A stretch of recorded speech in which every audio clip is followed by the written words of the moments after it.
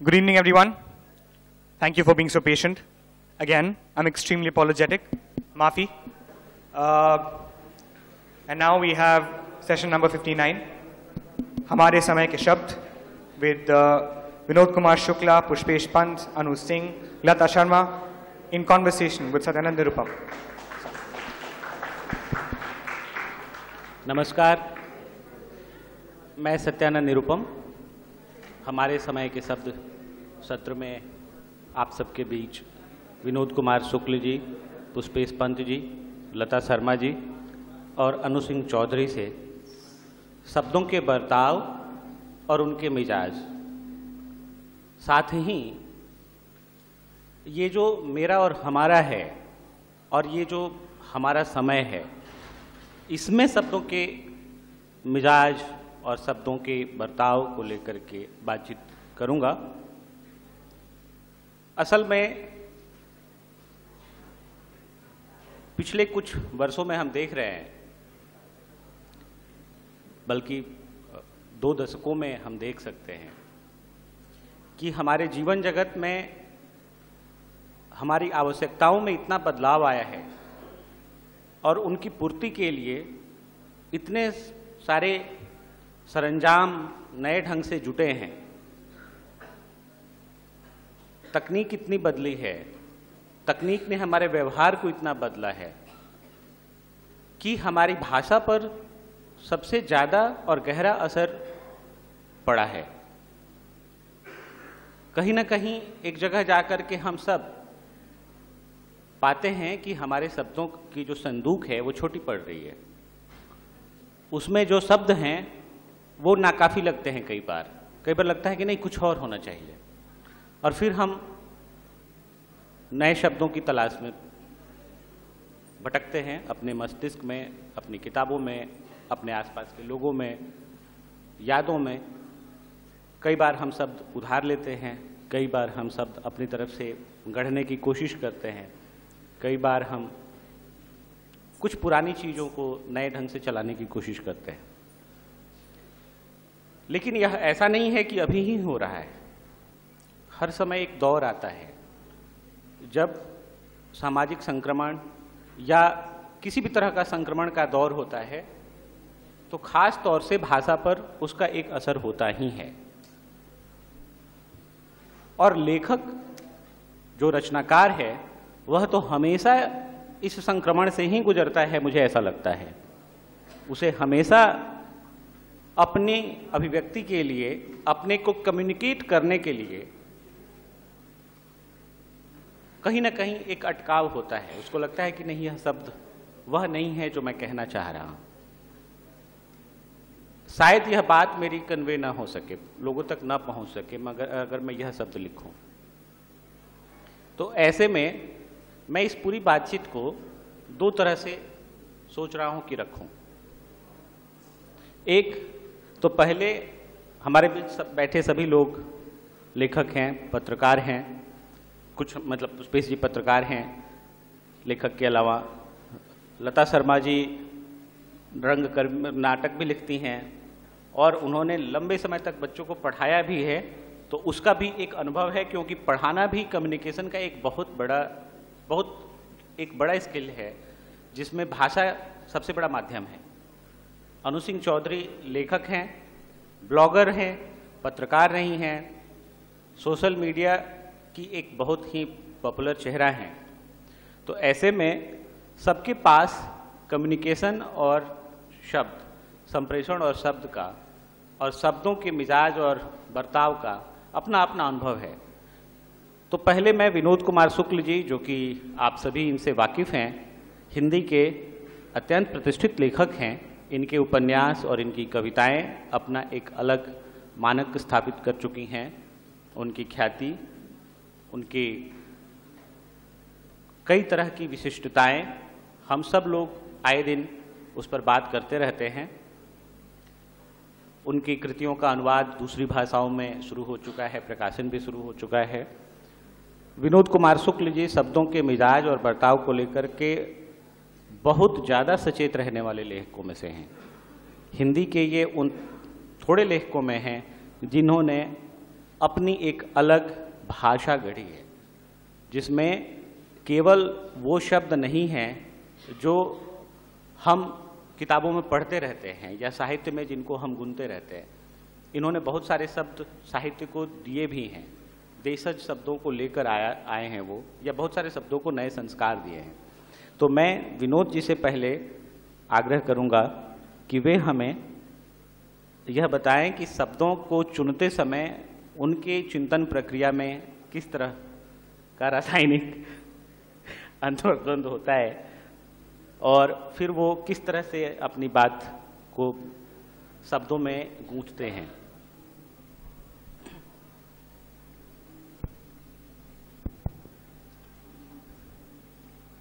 मेरे आदरणीय मित्रों, सबसे पहले तो मैं ये कहना चाहूँगा कि मेरे जो शब्द हैं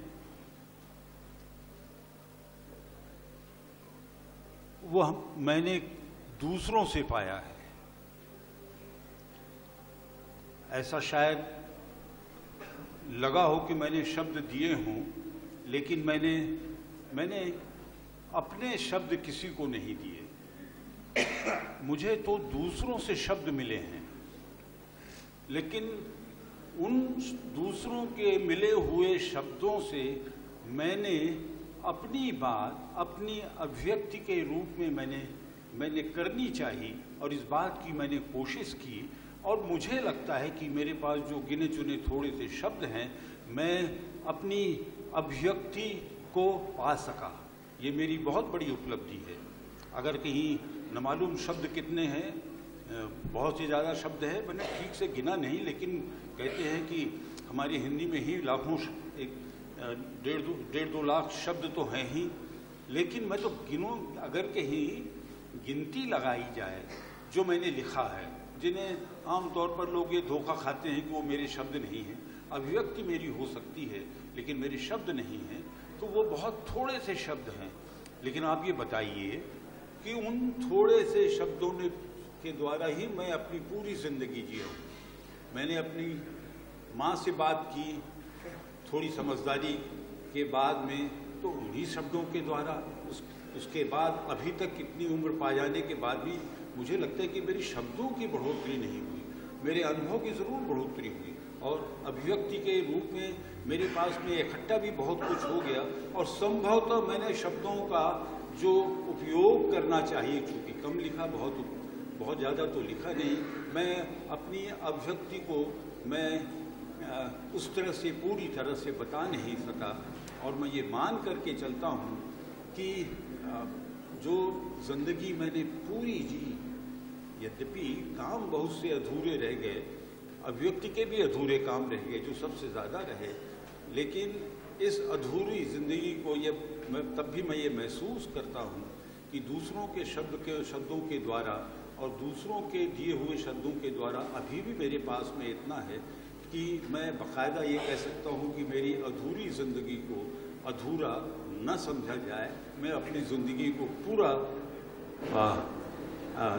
मैं जीता रहा हूँ, शुरू से लेकर आखिरी तक, बचपन से पहले शब्द की शुरुआत से अंतिम शब्द की अंत तक, जो मेरा अपना मेरे पास में बचा रहेगा लिखकर।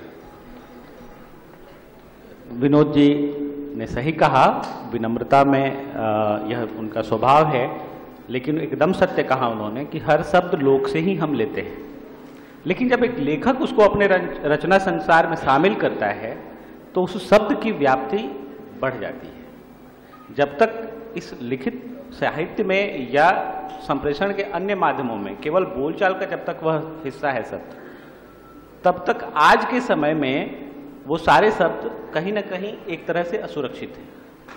लेकिन जैसे ही वो लिखित साहित्य का हिस्सा बनते जा रहे हैं, वैसे ही उनकी व्याप्ति किसी और स्तर पर पहुंच रही है। मुझे ऐसा लगता है, हो सकता है मैं गलत हूं, लेकिन मेरा, हम सब का जो मेरा है वही मिलकर हमारा बनता है। और यह जो हर एक आदमी का अपना जो मेरा है, उसकी अपनी एक व्याप्ति है, उसकी अपनी एक समझ है, और उसमें हम अपने शब्दों को देखते हैं। जो हम पाते हैं, हर किसी को शब्द मिलता है लोक से, लेकिन उसको बरतता हुआ अपने हिसाब से है। एक बहुत पुराने आलोचक थे शांति प्रिय द्विवेदी, हिंदी में। उन्होंने कहीं लिखा है कि शब्द अस्तबल के घोड़े हैं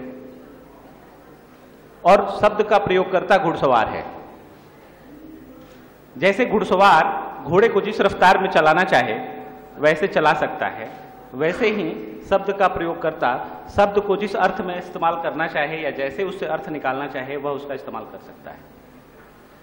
पुष्पेश पंत जी भाषा को कई तरह से बरतते हैं और मैं तो इनसे इस बात से ज़्यादा प्रभावित रहता हूँ और इनके प्रति मेरे मन में कुछ अतिरिक्त सम्मान भाव भी रहता है कि ये एक ऐसे अनुशासन के अध्यापक हैं, प्रोफेसर हैं जवाहरलाल नेहरू विश्वविद्यालय में, जिसमें इनको पूरी छूट थी कि यह हिंदी में अगर न भी कुछ व्यवहार बरतते तो भी हम लोग इनसे कुछ शिकायत न रखते, लेकिन फिर भी इन्होंने हिंदी को अपना ओढ़ना बिछौना बना रख कर पूरा जीवन उसमें हिंदी के प्रति लगाए रखा। आप जिस संकोच में डाल रहे हैं इन्हें रोकना मेरे लिए ज़रूरी है। देखिए, मुझे लगता है कि मेरी मातृभाषा हिंदी है, जन्म से मैं हिंदी बोली पढ़ता लिखता रहा हूँ, तो मैं न किसी पर कोई एहसान कर रहा हूँ। मैं जो भाषा मैंने अपने घर में बोलता था अगर उसमें मैं लिखता पढ़ता हूँ तो कोई ख़ास बात नहीं है। इन्होंने जब परिचय दिया और कहा कि हिंदी के लेखक पत्रकार हैं तो मुझे दोहरे संकोच में पढ़ना पड़ा कि पत्रकार या लेखक होने के पहले मैं हिंदी बोलने वाला हिंदी भाषी व्यक्ति हूँ और हिंदी का पाठक हूँ। तो मुझे लगता है कि शब्दों के साथ मेरा रिश्ता है, जो विनोद भाई हैं उनका मैं इतना प्रशंसक पाठक हूँ कि मैंने उनके आते कहा मैं आपका भक्त हूँ। मुझे लगता है कि उनके उपन्यास की आप चर्चा करें तो मुझे विनोद भाई का कोई उपन्यास पढ़ते वक्त ये नहीं लगा है कि मैं उपन्यास पढ़ रहा हूँ। और मुझे अंग्रेजी की कहीं पढ़ी एक पंक्ति बार बार याद आती है जब मैं इनके लेखन को पढ़ता हूँ कि good prose is poetry refused, कि अगर आप अच्छा गद्य लिखते हैं तो आपने कविता को लिखना अस्वीकार किया है तब आप अच्छा गद्य लिखते हैं। तो मुझे समझ नहीं आता कि जब मैं विनोद भाई का उपन्यास पढ़ता हूँ कि वो उपन्यास है, गद्य है, कविता है, क्या है, वो मुझे किसी दूसरी दुनिया में ले जाता है। और मैं थोड़ा माफ़ करेंगे मुझे भाई साहब सत्यानंद जी कि मैं इतनी आसानी से मानने को तैयार नहीं हूँ कि मेरे शब्द हमारे शब्द एक हैं। मुझे लगता है कि मेरे शब्द हैं, आपके शब्द आपके शब्द हैं और कुछ शब्द ऐसे हैं जो हमारे शब्द हैं। और मेरा समय है, आपका समय आपका समय है और हमारा समय कौन है। मेरी उम्र आज 68 साल है। मैं जब अपने लड़के के साथ बात करता हूँ तो उसकी हिंदी और मेरी हिंदी और उसके शब्द और मेरे शब्द एक नहीं है। वो उस पीढ़ी का सदस्य है जहाँ इंग्लिश का बोलबाला है, जहाँ जो हमारे प्रायोजक हैं ज़िंदगी वो एक भाषा इस्तेमाल करती है, हिंदी, हिंदुस्तानी, इंग्लिश, जहाँ हिंदी के अखबार बड़े गर्व से आधे अंग्रेज़ी शब्दों को छापते हैं और कहते हैं अंग्रेज़ी भारतीय भाषा है।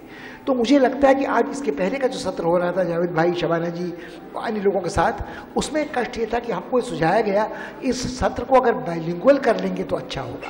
मुझे लगा कि जयपुर जो हिंदी भाषी प्रदेश में राजधानी है, वहाँ हमें सवाल पूछना पड़े कि क्या कुछ हिंदी में भी इस सत्र में हो जाएगा। वो मुझे लगता है कि हमारे और आपके शब्द के बीच जो खाई है वो बिल्कुल स्पष्ट करता है। दिन में ये बातचीत हो रही थी कि जब टेलीविज़न के कार्यक्रम होते हैं तो उस भाषा का क्या असर हमारी भाषा मिजाज अपने बोलने चालने पर हो रहा है।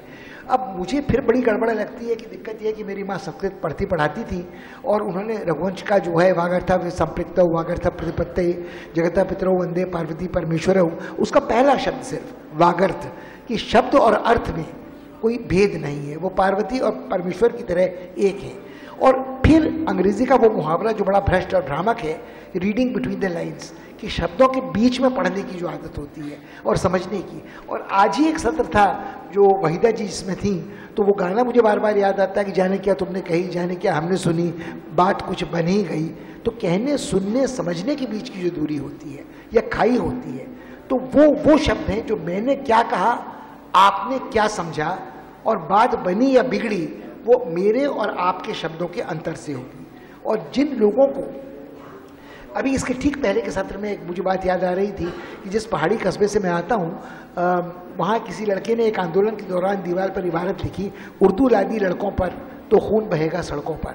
उस मूर्ख शिरोमणि को ये एहसास नहीं था कि इनमें एक भी शब्द ऐसा नहीं था जो उर्दू का नहीं था।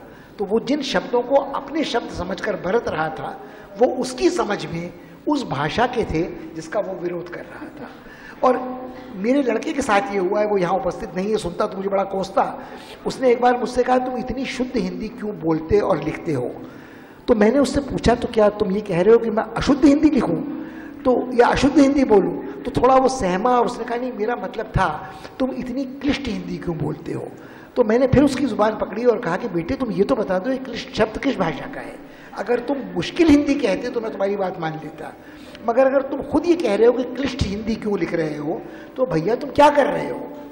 तुम्हें कष्ट क्या है, तुम्हें दिक्कत क्या है? ये समस्या मेरी इस कारण है कि जो सत्यानंद जी ने कहा कि लिखने और बोलने के बीच में मिलना, संयोगवश मेरी बहन है, तो एक संपादक मित्र ने कहा कि तुम्हारा और तुम्हारी बहन का एक ही कष्ट है, तुम लोग संस्कृत तत्सम शब्दों में इतने वाक्य विन्यास क्यों करते हो? मैंने कहा भगवान, आपका ये वाक्य संस्कृत तत्सम शब्दों में क्यों वाक्य विन्यास करते हो? क्या उर्दू फारसी का वाक्य है? तो उनके शब्द और मेरे शब्द, मगर मुझे लगता है कि हम सोचते हैं गाली पंजाबी में देंगे, बौद्धिक वार्तालाप अंग्रेजी में करेंगे, और घर में वो जो धोती प्रसाद हैं, हम नौकर चाकरों से बातचीत हिंदी में करेंगे, माँ से बात हिंदी में करेंगे, पिता से बात अंग्रेजी में करेंगे। मुझे लगता है कि ये कष्ट जो हमारे समय का है कि हम दुर्भाग्य से उस हिंदुस्तान में रह रहे हैं जहाँ एक समय में, एक क्षण में बहुत सारे समय एक साथ हम लोग जी रहे हैं। भारत की आबादी का आधे से ज़्यादा हिस्सा 2011 की जनगणना के अनुसार 25 वर्ष से कम का है। उनके लिए बहुत सारी चीज़ें प्रागैतिहासिक इतिहास का हिस्सा है। और डीडी कोसांबी ने जब भारत के सांस्कृतिक इतिहास की रूपरेखा लिखी तो उसके शुरू में एक आमुख में है कि यहाँ रॉकेट साइंस का युग और पाषाण काल युगीन संस्कृति एक साथ जिंदा रहते हैं। तो जिसको मैं अपना समय कह रहा हूँ, वो गुड़गांव का समय है, वो दिल्ली का समय है, वो उस पहाड़ी कस्बे का समय है जहाँ मैं पैदा हुआ बड़ा हुआ, या जयपुर जहाँ मैं आज बोल रहा हूँ उसका समय है। क्या मेरे शब्द और मेरा समय मेरे लड़के का समय नहीं है? क्या वो मेरी नातनियों का समय नहीं है? और भाषा के साथ जो वो सारी चीज़ें जुड़ी हैं, जो ये तिलिस्म भाषा का है, कि आपने जो कहा कि कोई भी शब्द मेरे अपने नहीं है, मुझे विरासत में मिले हैं। जो विरासत में मुझे शब्द मिले हैं, कुछ पहाड़ी भाषा बोली के हैं, नराई जैसे, जिसका अंग्रेजी में बड़ा भ्रष्ट अनुवाद नॉस्टैल्जिया होता है, या कुछ कशिश, खलिल, तकरार उर्दू के शब्द हैं जो आपको कुछ तो है सबब जिसका, जो दिल में बेकरारी है, मतलब कुछ तो है सबब इसका, दिल के मचलने का कुछ तो है सबब आखिर, या दर्द ने करवट ली या तुमने इधर देखा। तो मचलना, करवट, सबब, आखिर, इन हर शब्द का एक देश काल निरपेक्ष मूल्य भी है जो उर्दू हिंदी भाषा बोली वाला ग्रहण करता है। तो मेरे समझ में पहली कभी सुलझी नहीं है कि मेरा समय क्या है। वो मेरा समय वो था जब मैं 16 साल का लड़का दिल्ली पढ़ने आया था, मेरा समय वो है जब 70 साल का बूढ़ा मैं आज दिल्ली में रहता हूँ, या ये पूरी आधा सदी 60 दशक मेरा समय है। मेरे शब्द क्या हैं? जब मैं अपनी माँ से संस्कृत पाली प्राकृत पढ़ता था, निरक्षर अक्षरारंभ के पहले, या मेरे शब्द वो हैं जो फ्रांसीसी, इंडोनेशियाई या अंग्रेजी सीखने पढ़ने के बाद मेरे शब्द भंडार का हिस्सा बने हैं। आपने बहुत सही बात कही, हमारा कोई शब्द नहीं होता और हमारा कोई शब्द हमारे लिए पराया नहीं होता। मेरे पिता कहा करते थे, जिनको हमारे घर में कोई बहुत पढ़ा लिखा नहीं समझता था, बेचारे डॉक्टर थे और माँ विदुषी थी, तो उनके बारे में कहा था डॉक्टर तो प्लम्बर होता है, वो तो बदन की नालियाँ साफ करता है, वो पढ़ा लिखा थोड़ी है। मगर वो कहते थे बेटे अगर लाहौर जाओ तो साइन बोर्ड पढ़ पढ़ के अंग्रेजी आ जाती थी। तो मुझे लगता है कि आप शब्दों को अपनाते हैं, बरतते हैं अपनी तरफ से। वो अंग्रेजी के शब्दों स्टेशन जब आप कहते हैं तो वो स्टेशन है या क्या है? जब आप जंगल कहते हैं तो अंग्रेजी में आपको याद आता है, मगर उसका संस्कृत शब्द आपको याद आता है। जब आप स्वर कहते हैं तो क्या आपको इस बात का एहसास होता है कि अपने आप में प्रतिभाषित होने वाला संगीत का स्वर है, और तब आपको समझ में आता है कि वो क्या है। तो मुझे लगता है कि शब्दों के साथ जो हमारा रिश्ता होता है वो मेरे, हमारे, तुम्हारे का नहीं है, और वो समय के साथ भी शायद नहीं है कि आप पुराने शब्दों को ग्रहण करते हैं, बोलते बरतते हैं। तो मैं पता नहीं मतलब कितनी अनर्गल बातें कर रहा हूँ, मगर मुझे बिल्कुल भी इस सत्र में जो है वो समझ में ना आने वाली बात लगती है। बातचीत के जितने भी पहलू हो सकते हैं इस विषय के, यह जब विषय मिला था तो मैं सोच रहा था कि इसके क्या क्या पहलू हो सकते हैं, कहीं यही कह रहा तो नहीं होगा, लेकिन बातचीत के जितने भी पहलू हो सकते हैं उन सबको पुष्पेश जी ने बिल्कुल एक ही बार में खोल दिया है। और इसलिए बातचीत की गुंजाइश बहुत ज़्यादा बढ़ गई है। ऐसा कोई पहलू बचा नहीं है जिस पर पुष्पेश जी ने कुछ अपनी बात रख न दी हो, और सबको इन्होंने बहुत ही ओपन रखा है। इसलिए अब हमारे जो बाकी के वक्ता हैं उनके लिए बिल्कुल ये आसान सा एक रास्ता खुला हुआ है कि वो लोग किस तरफ जाना चाहते हैं। मेरे सवाल पर निर्भरता उतनी नहीं रह गई है। और हिंदी भाषा की जहाँ तक बात है तो उसमें मैं पुष्पेश जी की बात से बिल्कुल सहमत हूँ। इसमें शब्द बदलने से भाषा का सिर्फ लहजा और मिजाज ही नहीं बदलता है या केवल उसका व्याकरण ही प्रभावित नहीं होता है, उसमें बहुत कुछ बदलता है। और पीढ़ियों के जो दो पीढ़ियों के बीच भाषा की जो खाई है उसको तो सबसे ज़्यादा हम लोग महसूस कर रहे हैं। इससे बिल्कुल असहमत नहीं हुआ जा सकता। लता जी, पुष्पेश जी ने कहा हमारे समय का कष्ट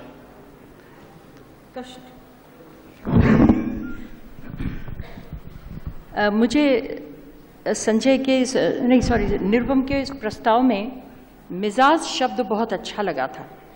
और आप दोनों ने जो बोला शब्द मेरे, हमारे, आपके और समय हमारा, आपका, शब्दों का मिजाज बदलता है समय के हिसाब से। और आपने मुझे इशारा किया था कि मैं अध्यापक हूँ। शब्द मोहरों की तरह से हैं। जिस भाषा के पास जितने अधिक शब्द होंगे या वो जितना कमा सकती है, दूसरों से ले सकती है, वो उतनी ही समृद्ध भाषा होगी। वो उतनी ही सरलता से, जैसे विनोद जी करते हैं, अच्छे चित्र बना सकेगी, मर्मस्पर्शी रचना कर सकेगी, जिसमें जितने अधिक शब्दों को ग्रहण करने की क्षमता हो। शब्द जीवंत होते हैं।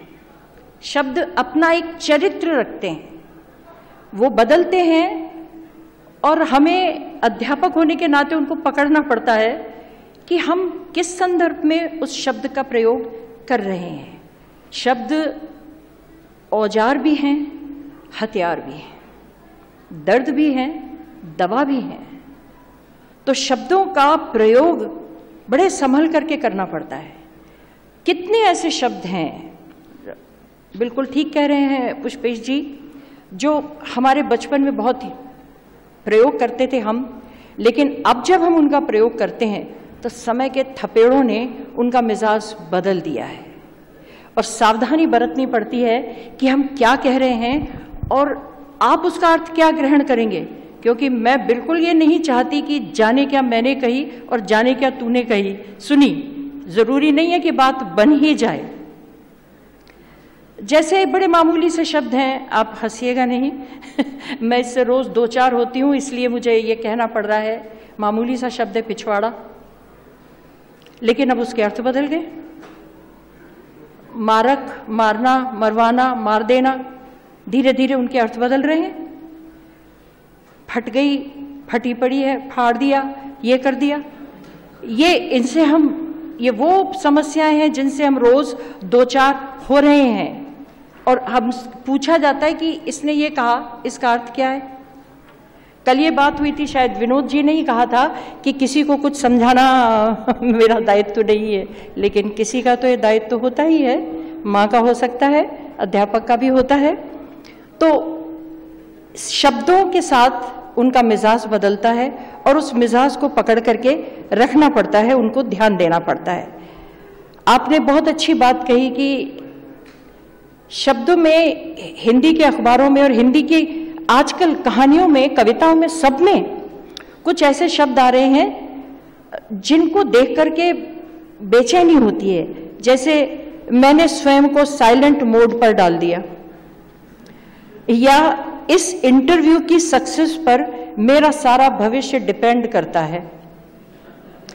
तनिक सोचने का कष्ट नहीं उठाया कि इनका कुछ और हो सकता था। और कहीं तो क्षमा कीजिएगा, अध्यापक होने के नाते मुझे बिल्कुल गलत लगता है, चंदीले नहीं। आपको अगर लिखना है कि चांदी जैसे, तो चंदीले नहीं, एक शब्द है रुपहले, उसका अर्थ यही होता है कि चांदी जैसे। तो हम इतनी हड़बड़ में हैं, हम इतनी जल्दी में हैं कि सोचना नहीं चाहते, पीछे का देखना नहीं चाहते, पढ़ना नहीं चाहते, शायद हो सकता है मैं गलत हूं, और उल्टा सीधा अनगढ़ अगर वो समय के प्रवाह में सुडौल हो जाता है तो बात दूसरी है, लेकिन हमने तो चंदीले, शहदीले, महसूसा ऐसे शब्द बना दिए जो अटकते हैं, ये कहीं मम्मट के धनवा लोग से अलग जा रहे हैं, ध्वनि में कुछ गड़बड़ होती है। तो शब्द मेरी विरासत है, मुझे मिले हैं अपने देश से, समाज से, परिवार से, अध्यापकों से, अपने रिश्तेदारों से, छात्रों से, सबसे मिले हैं। अब मैं उनको कैसे प्रयोग करूंगी, उनका इस्तेमाल कैसे करूंगी? वो अधिक सुंदर चित्र बनाएं, अधिक मर्मस्पर्शी हों, अधिक संप्रेषण कर सकें, उनका विस्तार हो। यदि शब्द संप्रेषित नहीं करते तो मुझे लगता है कि कहीं मेरी अक्षमता है उसमें। संप्रेषण उनका अवश्य होना चाहिए, और शब्दों को प्रयोग करने का काम मुझे लगता है सुनार जैसा है। सही शब्द नग को सही तरीके से जड़ने जैसा है। विनोद जी की आप भाषा पढ़ें तो बिल्कुल आप कह रहे हैं कि आपने ऐसा सोच के नहीं लिखा, लेकिन मुझे तो ऐसा लगता है, जब वो पढ़ी थी मैंने, दीवार में एक खिड़की रहती थी, तो मुझे बिल्कुल ऐसा लगता था कि वाह, ये एक सिम्फनी है। मुझे ऐसा आभास हुआ था कि ये एक सिम्फनी है। तो मैं कोशिश करती हूं कि इस तरह शब्द अटके नहीं, बल्कि प्रवाहित हों, निरंतर उनमें गति बनी रहे, और वो पाठक को बहा ले जाएं अपने साथ। पाठक अंत तक पहुंचे, कहीं ना कहीं तो पहुंचे, अंत तक पहुंचे न पहुंचे, उस सतह प्रवाह में उसकी गति होनी चाहिए।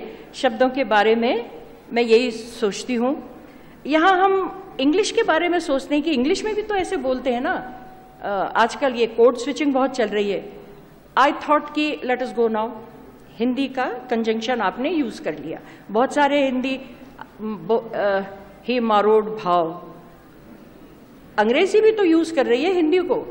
अंग्रेजी ग्लासनोस, पेरिस्ट्रोइका, हाराकीरी, शिक, पिज्जा, आबू, डेको यानी फ्रेंच, रशियन, जापानीज सबसे ले रही है, लेकिन इनका प्रतिशत क्या है? नेग्लिजिबल, बहुत कम। और जो आ गए हैं उसमें लैटिन और रोमन, डच और फ्रेंच वर्ड्स, वो इतने सालों से यूज हो रहे हैं कि बिल्कुल उसी के वर्ड मालूम पड़ते हैं, जैसे बाबू, तमर, तमरिन, टेमरिन, इमली। तो मेरा विनम्र सुझाव यही है कि हम शब्दों पर थोड़ी मेहनत करें, उनको अपनाएं, उनको गढ़ें, उनको सुधारें, थोड़ा सा उनको अपना बनाने की कोशिश करें। ये गढ़न, ये बाहर से नहीं, उनको सुंदर रूप दें ताकि वो इस दुनिया को और अधिक सुंदर बना सके। संप्रेषण, अभिव्यक्ति और अधिक सरल, सहज और सुंदर हो। धन्यवाद। अनु, जैसा कि लता जी ने कहा कि हड़बड़ी है शब्दों को बरतने को लेकर के, हम मेहनत करने से भी बचते हैं। यह बात तो आप और हम भी लक्षित करते हैं, और ख़ास तौर पर सोशल मीडिया में हम लोग ये बात ज़्यादा शिद्दत से महसूस करते हैं। लेकिन एक चीज़ वहाँ मैं यह भी महसूस कर रहा हूँ कि जब कोई एक अच्छा शब्द इस्तेमाल करता है, या कोई एक ऐसा शब्द अप्रचलित अभी के समय के हिसाब से, कि मतलब जब बहुत सारे शब्द पीछे छूटते जा रहे हैं और कोई लिखता है, तो ऐसे लोग भी निकल आते हैं, और बहुत सारे लोग निकल आते हैं जो नोटिस करते हैं और कहते हैं कि बहुत दिनों बाद यह शब्द सुना, बहुत दिनों बाद यह शब्द पढ़ा, बहुत अच्छा लगा। या उसको दूसरे लोग भी शेयर करते हैं कि यह एक शब्द साझा किया कि यह शब्द जो है हमने वहाँ पढ़ा। तो यह एक प्रवृत्ति भी दिख रही है, लेकिन यह प्रवृत्ति जितनी खुश होने के लिए काफ़ी है, उससे ज़्यादा कई बार मुझे चिंता में डालती है कि क्या हम अपनी भाषा से इतनी दूर होते जा रहे हैं कि हमें अब वो सारे शब्द जो हमारे लिए बहुत ही सरल और सहज थे, वो भी हमें चौंकाते हैं कि ये बहुत दिनों बाद सुना। दूसरी बात यह है कि जैसे आपकी कहानियों की किताब इस साल आई, नीला स्कार्फ पिछले साल आई, आपकी कहानियों को पढ़ते हुए मुझे खुद लगा कि मैं जिस ज़मीन से हूँ, आप भी उसी ज़मीन से हैं संयोग से, और उन कहानियों का लोकल, बहुत सारी कहानियों का वहाँ से है, और उसमें बहुत सारे ऐसे शब्दों को आप लेकर आई जिनके बारे में कई दोस्तों ने मुझसे पूछा, या मुझे खुद लगा कि अरे कितने दिनों बाद पढ़ा है इस शब्द को, या मतलब इस शब्द से सामना हुआ है। उसको मैं जब गांव जाता हूं तो सुनता हूं, उसका एक अपना सुख है, लेकिन उसको किताब में पढ़ते हुए उसका जो सुख हुआ वह बहुत दुर्लभ था, और दोस्तों को बताते हुए मुझे अच्छा लगता था कि हाँ, इस शब्द को मैं जानता हूँ और ये मुझसे जानना चाह रहे हैं। देखो, इसमें दिलचस्पी बढ़ी है इनकी। तो ऐसे में चूंकि आप जितनी सोशल मीडिया में एक्टिव हैं, उतना आप लेखन की दुनिया से भी वाकिफ़ हैं, और सबसे खास बात यह है कि आप मामाज डायरी लिखती हैं, उसकी भी किताब आपकी आने वाली है। और मामाज डायरी की खासियत यही है कि वो बच्चों के बारे में, बच्चों से हो रही बात के बारे में, बच्चों के मनोविज्ञान के बारे में बहुत खूबसूरती से सामने चीज़ें आप लेकर आती हैं। तो आप ये बताइए कि जो भविष्य की पीढ़ी है हमारे सामने, या हमारे साथ चल रही जो पीढ़ी है, शब्दों से उसका जो नाता है या जो बन रहा है, उसमें ये जो हड़बड़ी का रिश्ता है, जो आलस का रिश्ता है, उसको आप कैसे देखती हैं? ये हड़बड़ी और आलस तो हर जगह नज़र आ में, जबकि जब लता जी बोल भी रही थी तो मैं सोच रही थी कि सोशल मीडिया में हम जिस तरह के शब्दों का इस्तेमाल करते हैं, उसमें एक और नया पूरा का पूरा एक हिस्सा जुड़ गया है जिसको इमोटिकॉन कहते हैं। तो हम बड़े मज़े में ये कहना नहीं चाहते कि आपकी बात ने मुझे खुश किया, एक स्माइली भेज देते हैं, तो वो बड़ी आसानी से वो भी अब हमारे शब्दकोश का हिस्सा बन गया है। बल्कि एक लिव इन जो कहानी मैंने लिखी थी, उसमें व्हाट्सएप मैसेजेस जो एक्सचेंज हुए थे, उसका पूरा का पूरा वो डायलॉग के ज़रिए वो पूरा आया है। तो वो भी अब हमारे शब्द हो गए हैं, इमोटिकॉन्स भी हमारे शब्द हो गए हैं अब। कई बार हम जब सोशल मीडिया पे स्टेटस मैसेज भी डालते हैं तो वो इमोटिकॉन से हम वो सारी बात कहते हैं जिसको हम आलस में शायद पूरे वाक्य में नहीं कहना चाहते। ये चिंता की बात ज़रूर है। और चूँकि और मैं माँ भी हूँ, और छोटे मतलब 2 बच्चे हैं जिनको बड़ा कर रही हूँ, और देखती हूँ कि उनकी भाषा में भी वो शब्द, हम जैसे जब बड़े हो रहे थे, तो मैं एक भोजपुरी भाषी परिवार से आती हूँ। मैं पापा से, अपने घर में हम लोग भोजपुरी बोलते थे, आपस में हम हिंदी में बात करते थे, स्कूल में पढ़ने जाते थे तो अंग्रेज़ी में बात करते थे। मैं एक बंगाली परिवेश में बड़ी हो रही थी, हमारा जो पड़ोस था वो बंगाली नेबरहुड था। तो ये चारों भाषाएं और चारों भाषाओं के शब्द बड़ी आसानी से जहन में हमारे अवचेतन में उतरते रहे, और बाद में उसका इस्तेमाल हम करते रहे। लेकिन अब जब देख रही हूँ बच्चों को या नई पीढ़ी को, तो मुझे लगता है कि कहीं ना कहीं हाथ तंग है भाषा के लिहाज से, शब्द जो है वो बहुत कम है। और हिंदी के लिए ख़ास तौर पे मुझे चिंता होती है। अंग्रेज़ी के लिए जैसे आप कह रहे थे, अंग्रेज़ी में 10,000 के आसपास शब्द हैं, जबकि हिंदी इतनी लचीली भाषा है कि हमारे पास 2.5 लाख से ज़्यादा शब्द हैं।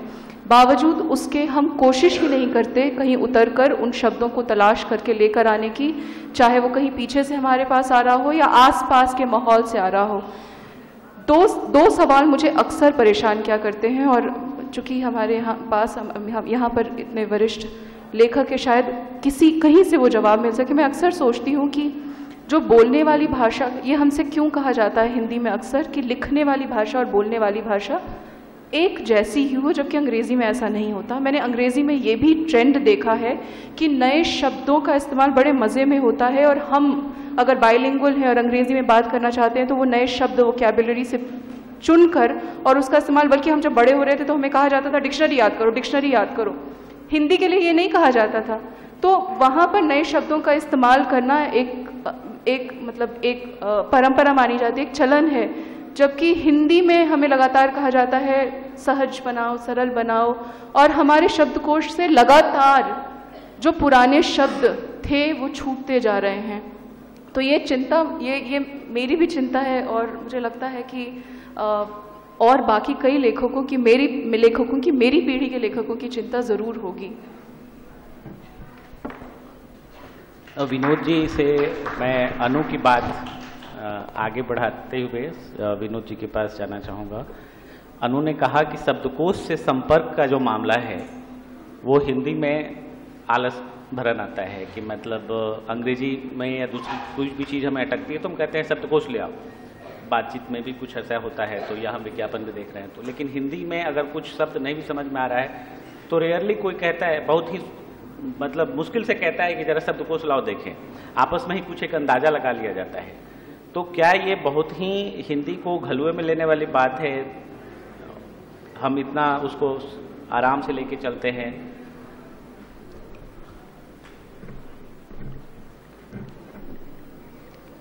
यह मातृभाषा होने की वजह से होता है या इसके पीछे क्या मनोविज्ञान हो सकता है? ये सारी बातों को सुनने के बाद में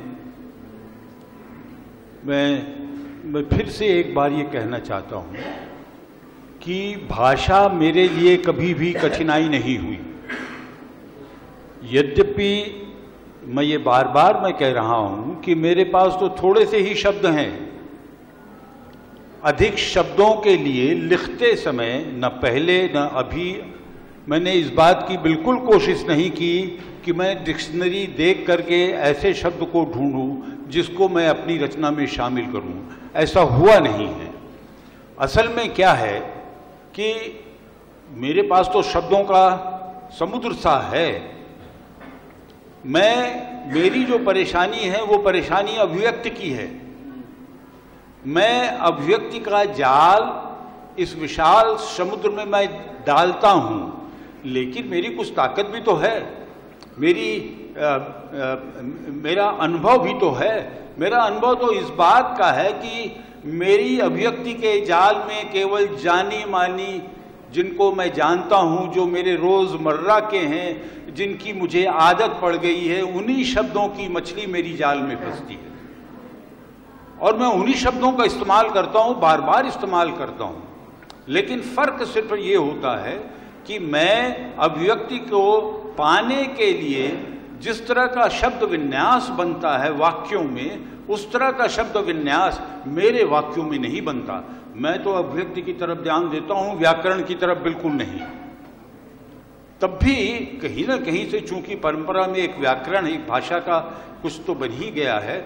मेरे साथ ये भी मुश्किल है कि मेरी माँ बैसवाड़े की थी, फिर उसके बाद बांग्लादेश चली गई। 9-10 साल की उम्र से बंगला भाषा को छोड़ करके, यद्यपि बचपने में जो बंगाल की जो संवेदना उनको मिली थी, वही जब नाना की हत्या हो जाने के बाद में जब मेरी माँ लौट करके आई, बैसवाड़े में लौट करके आई, कानपुर में जब लौट करके आई, तो फिर थोड़े से बैसवाड़ी शब्दों के साथ उसका उपयोग हुआ। शादी छत्तीसगढ़ में हुई और छत्तीसगढ़ के वातावरण में हम लोगों का जन्म हुआ, तो बैसवाड़ी भी वो सारी की सारी। लेकिन ये मैं एक बार मैं फिर कह देना चाहता हूं कि पता नहीं मैं कैसे लेखक बन गया।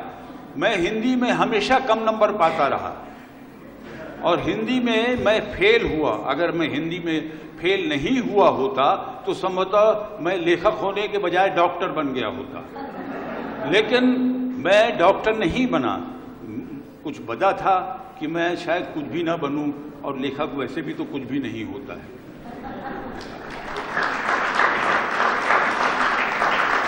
पुष्पेश जी, विनोद जी की इस बात ने मुझे मेरी एक पुरानी जो चिंता, अक्सर मैं सोचता था पहले कि क्या लेखक होने के लिए भाषाविद होना पड़ता है, और मैं इस चिंता में बहुत ज़्यादा मैं शब्दकोश देखा करता था जब मैं छात्र था।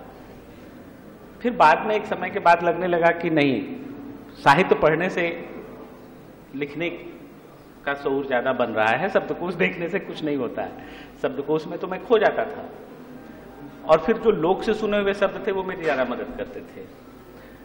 आपको क्या लगता है कि भाषा सीखना लेखक होने के लिए क्या बहुत जरूरी है?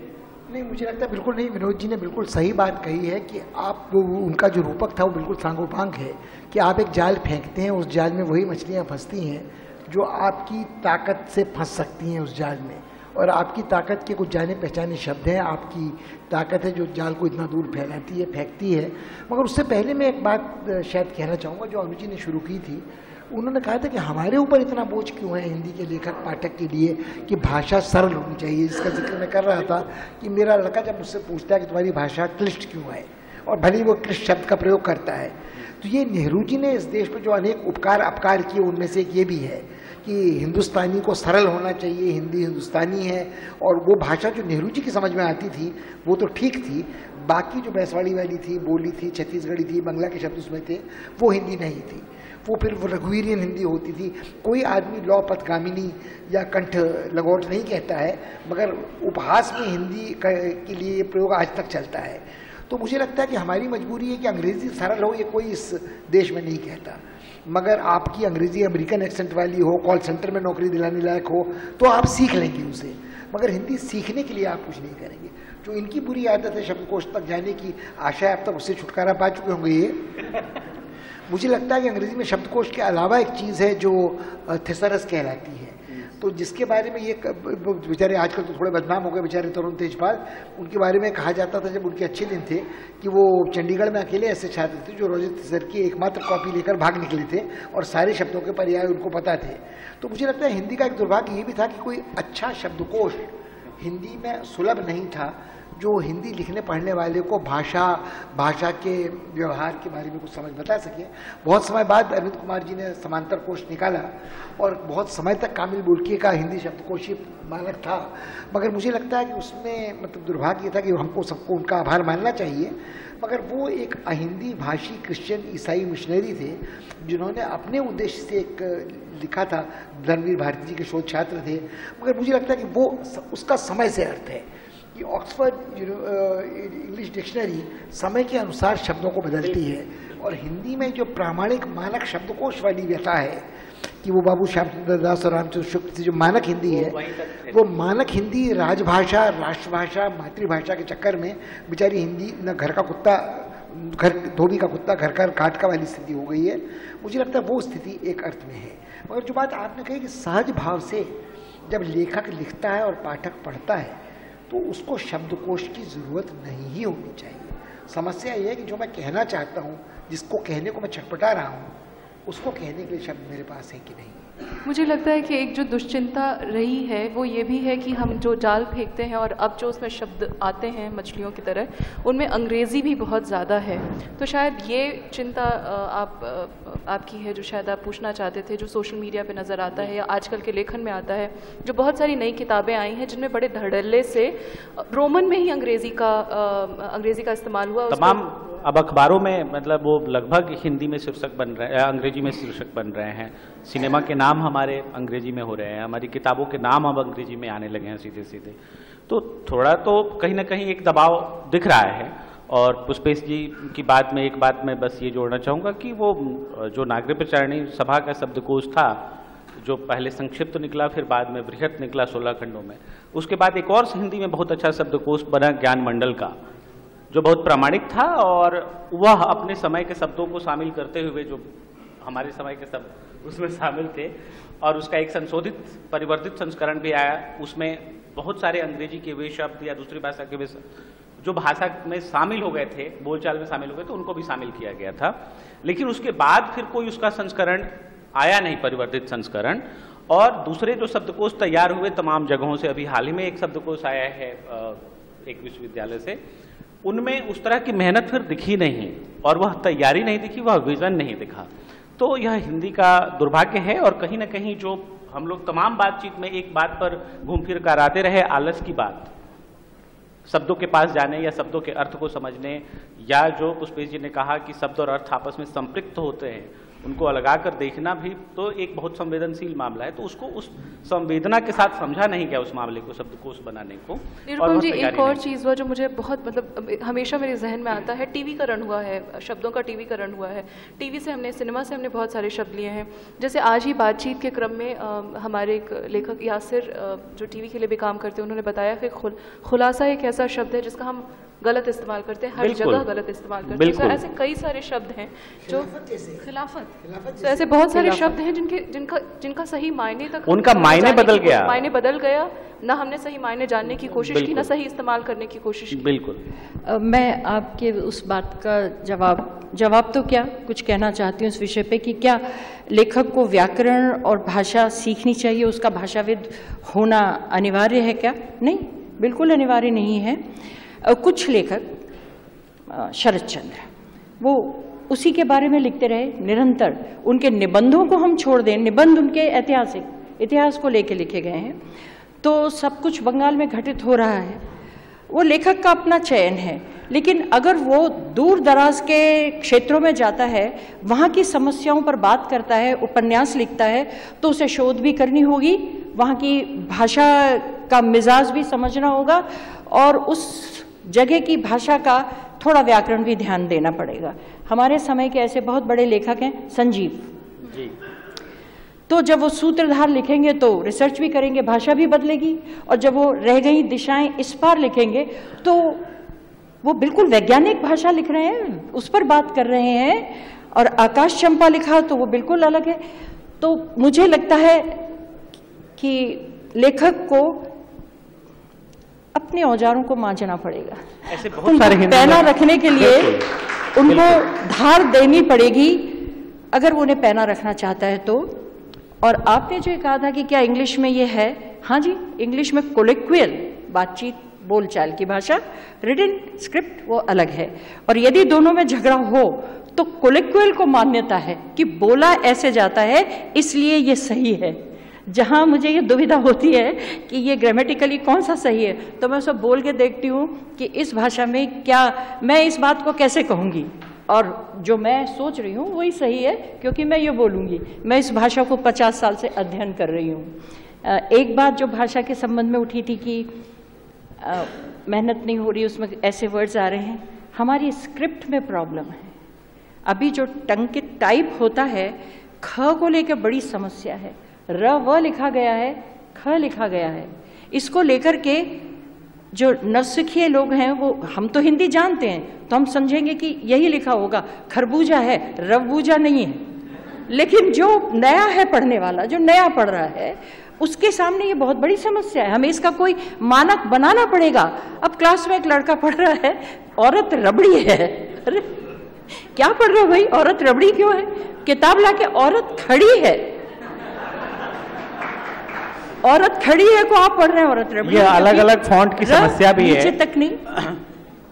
धन्यवाद। अलग अलग फॉन्ट की समस्या भी जी, फॉन्ट की समस्या का समस्या नहीं रही है। मैं इनको ही उदाहरण दिखा रहा था कि आप जाइए, ये फोनेटिक स्क्रिप्ट यूनिकोड में अब आपको मंगल में अवेलेबल है। आपको एक शिफ्ट की दबानी है और सारे आपके क्षत्र ज्ञ सारे के सारे आ रहे हैं, री री री सब आते हैं। थोड़ा सा अपने दिमाग को खोला। इसमें ये समस्या थी, कुछ में ये बात सुधर गई, चाणक्य अभी ये लेटेस्ट डेवलपमेंट है। अभी तक तो प्रॉब्लम थी, अब वो र को थोड़ा लंबा करके लिखते हैं, अभी तो के साथ भी समस्या चल रही है। अभी भी विकास के प्रोसेस में है। अब हम लोग सवाल कुछ ले लेते हैं।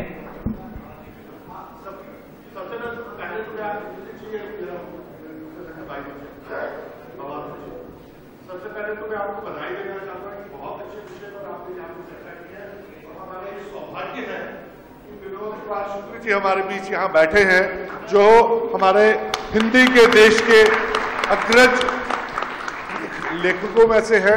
नौकर कमीज मुझे लगता है हमारे समय का सबसे बड़ा उपन्यास है, और लता जी ने बहुत अच्छा चित्रण खींचा कि जो दीवार में खिड़की रहती थी उसका।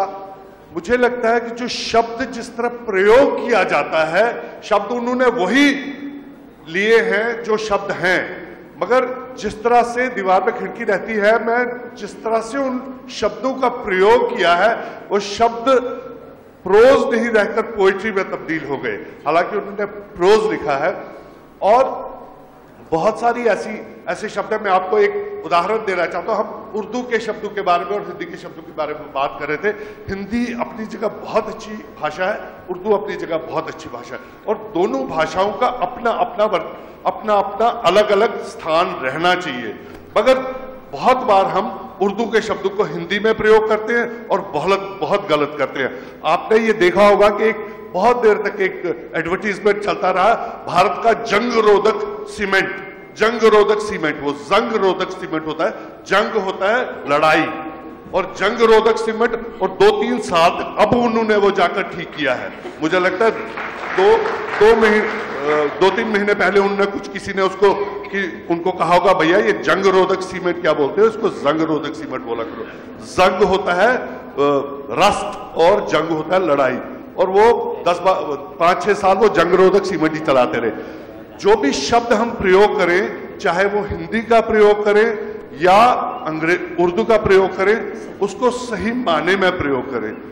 अनफॉर्चुनेटली अभी हम एक पिछले सेशन में गया था, वहां पे एक बहुत वरिष्ठ लेखक है, मैं उनका नाम नहीं लेना चाहता, उन्होंने बहुत से शब्दों का ऐसा प्रयोग किया जो इतने मैं उर्दू भाषी प्रदेश से आता हूं, मैं जम्मू कश्मीर से हूं और वहां पे हम उर्दू पढ़ते हैं और मुझे वो इतने खटकते रहे शब्द, हम उनका प्रयोग ना करें, हम उनकी जगह हिंदी के पर्याय हमारे पास हैं, हम हिंदी के पर्याय प्रयोग करें, हम उर्दू के शब्दों को बिगाड़े ना, उर्दू के शब्दों को बिगाड़े बगैर जो हिंदी के शब्द हमारे पास हैं हम उनका प्रयोग करें। हम क्यों उर्दू के और लोग भी सवाल करना चाहते हैं। धन्यवाद। बहुत बहुत धन्यवाद। सर, मेरा सवाल ये है कि आने वाली जो पीढ़ी है तो उसमें हिंदी का क्या भविष्य है? पुष्पेश जी। उसका भविष्य वो है जो आप बनाना चाहेंगी। यदि आप हिंदी बोलेंगी, बरतेंगी, तो हिंदी का भविष्य निरापद है। अगर आप इस मामले में निराशावादी हैं तो हिंदी का भविष्य अंधकार में है। अब देखिए रक्षमा कीजिएगा, आपने आई मीन टू से कह दिया तो मैं तो वहीं घबरा गया।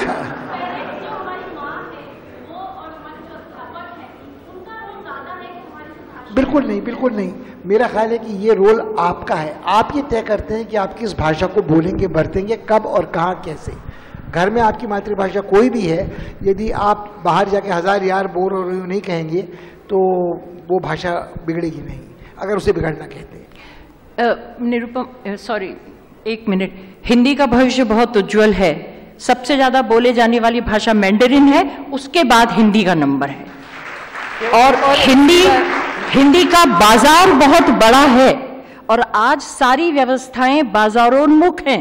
बाजार जिधर जाएगा सब भाषाएं उसके साथ जाएंगी। सबसे बड़ा बाजार ये है। हिंदी का भविष्य बहुत उज्जवल है। अच्छी हिंदी सीख लीजिए, जी टीवी फौरन आपको जॉब देगी। पैनलिस्ट ने जितनी चर्चा की वो तो स्वागत योग्य है, लेकिन मैं एक बात कहना चाहूंगा कि आपके विचार से हिंदी की भाषा केवल साहित्य और निबंध और कविता कहानी तक ही नहीं है। देखिए कितना विस्तार हो चुका है विज्ञान का और तकनीकी चीजों का। तो अगर हम शब्दों को या भाषा को समृद्ध नहीं करेंगे और उसके रूपांतरण की हिंदी इक्विवेलेंट वर्ड्स लाने की कोशिश नहीं करेंगे उसमें, तो फिर उस बारे में आप लोगों का क्या विचार है? क्योंकि हिंदी जो है सीमित हो जाती है जब तकनीकी क्षेत्र आ जाते हैं। टेक्निकल क्षमा करेंगे, मैं आपके हाथ से माइक ले लूं। आपने बहुत विचारोत्तेजक सवाल उठाया और मैं 2 छोटे संक्षेप में अपने अनुभव आपको बताना चाहता हूं। बड़े प्रसिद्ध अर्थशास्त्री, समाजशास्त्री पूरनचंद जोशी जी हुए हैं। उन्होंने अपने जीवन में हिंदी प्रेमी होते हुए हिंदी में कविताएं लिखी, मगर अर्थशास्त्र या समाजशास्त्र में हिंदी में कुछ लिखने का कष्ट नहीं उठाया। उन्होंने एक किताब भूमि सुधारों पर लिखी और सौभाग्य या दुर्भाग्य से मुझसे कहा तुम इसका अनुवाद कर डालोगे। अब आज उनकी स्मृति शेष है तो सारी बातें कहना अच्छा नहीं लगता है। मुझे लगा कि गुरुदेव, अगर आप हिंदी भाषी हैं तो आप हिंदी में कविताएं लिखते हैं, अपनी किशोर लड़कपन की लिखी कविताओं को ढूंढवा के छपवाने के लिए व्याकुल हैं 80 साल की उम्र में, तो आप अपना अनुवाद खुद क्यों नहीं कर सकते हैं? दूसरे बड़े प्रसिद्ध व्यक्ति थे रविंद्र कुमार, जो नेहरू स्मारक संग्रहालय के निदेशक रहे। उन्होंने एक सार्वजनिक सभा में कहा, उसके बाद उनकी मेरी बोलचाल बंद हो गई थी। उन्होंने कहा था कि मैं लिखता अंग्रेजी में हूँ मगर सपने पंजाबी या हिंदी में देखता हूँ। तो मैंने उस सभा में कहा कि आप ऐसा करें कि सपने अंग्रेजी में देखें और लिखना हिंदी में शुरू कर दें। तो क्षमा कीजिएगा, जो सामर्थ्य की बात है कि कितने ऐसे वैज्ञानिक हैं हिंदी में जो जयंत नार्लिकर की तरह मराठी में बाल कथा साहित्य और विज्ञान कथा साहित्य लिखते हैं और वो ही अपने को अपनी मातृभाषा में अभिव्यक्त करते हैं। ये बंगला में होता है, केरला में होता है। हमारे आपके किए से कुछ नहीं होगा। इसके लिए कोई वैज्ञानिक, इसके लिए कोई समाजशास्त्री ऐसा चाहिएगा। क्षमा कीजिएगा, पिछले सत्यानंद जी यहाँ बैठे हैं, हम लोग 2 वर्ष से ये योजना बना रहे हैं कि छोटी पुस्तिकाएं विज्ञान समाजशास्त्र की ऐसी हों जो मौलिक हिंदी में लिखी हों। और अनेक ऐसे हिंदी मातृभाषी व्यक्ति हैं जिनकी पढ़ाई लिखाई हिंदी भाषा में हुई है, वो आज इतने अंतर्राष्ट्रीय विद्वान हो गए, आशुतोष वार्ष्णेय हो, गृजेश पंत हो, अन्य लोग हों जिनको हिंदी में लिखने में शर्म आती है। वो अंग्रेजी में तीसरे स्वयं नंबर के प्रकाशक से छप सकते हैं, मगर हिंदी में मौलिक रचना नहीं लिखते। आप हिंदी अखबारों को देखें जहाँ अंग्रेजी के लेखकों के अनुवाद छपते हैं, जिनमें राजस्थान की एक उज्ज्वल जगमगाती संतान प्रताप भानु मेहता हैं, मगर मैं जानना चाहता हूँ कि प्रताप भानु ने कितने लेख हिंदी में लिखे हैं और कितने हिंदी पत्रिकाओं में उनके अंग्रेजी लेखों का अनुवाद होते हैं। जी, हम इस बार माइक मत छीनेगा, मैं आपसे पहले कह रहा हूँ इस बार मैं बोल देता हूँ। पुष्पेश जी चाहते तो अंग्रेजी में पूरे जीवन भर राजनीतिक विषयों पर लेख लिखते, किताबें लिखते और अंग्रेजी में उसी तरह से स्टार लेखक होते जैसे कि हिंदी टेलीविजन पे भी जब भी मैं आपको सुनता हूं, में ही लिखा, किसी भी परिचर्चा में, ऐसे लेखक हिंदी में बहुत कम हुए हैं, लेकिन जो हुए हैं बहुत अच्छे हुए हैं। उन्होंने बहुत अच्छी हिंदी का प्रयोग। हम केवल ये कहना चाहते हैं, हम हिंदी का डंका तो बहुत बजाते हैं और उसकी हालत पे विलाप भी बहुत करते हैं। और इस सत्र की बातचीत को हम लोग यहाँ विराम देते हैं। बनाने के लिए यहाँ से बाहर निकल के इस सत्र के विषय पर आगे बातचीत जारी रखेंगे। बस एक वाक्य कहना चाहूंगा कि हमारे समय के शब्द हम सब की सामूहिक जिम्मेदारी है कि इनको हम आगे ले जाएं। बहुत बहुत धन्यवाद। आप सब लोग बातचीत में शरीक हैं।